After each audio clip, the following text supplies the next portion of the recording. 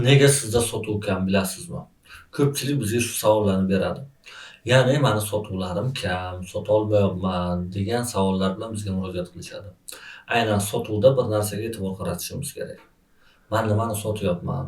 Qanchadan sotyapman? O'zi to'g'ri sotyapmanmi degan savol berishimiz kerak va to'xtatishimiz kerak. Shu yerda to'xtab analiz qilib olishimiz kerak. Raqobatchim nimaga mendan ko'proq sotyapti? Nimaga men kam sotyapman? Men qayerda xato qilyapman degan analiz qilishimiz kerak. Biz analiz qilmaymizda faqat reklamaga pul tikamiz, ijtimoiy tarmoqlar orqali blogerlarga, boshqa joylarga reklama qilib sotamiz deb o'ylaymiz, lekin reklamaga tikkan pulimizni ham oqlamaydi. Sababi biz sotishni bilmaymiz.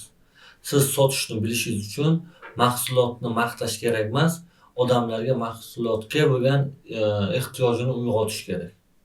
Shundagina yaxshi sotuv bo'ladi.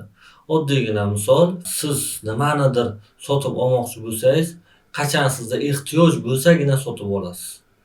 Qachon siz chanqasangiz suv olasiz magazindan, chanqamasangiz suv olmaysiz. Shu uchun mahsulot sotayotganda odamlarning ehtiyojini o'rganing va mana shundagina siz qimmat sota olishga erishasiz. Siz ham sotuv bo'yicha juda ham zo'r ilmlarni olishni xohlasangiz, bizning kanalimizga obuna bo'ling va Telegram kanalimizga ham obuna bo'ling va bizni doim kuzatib boring.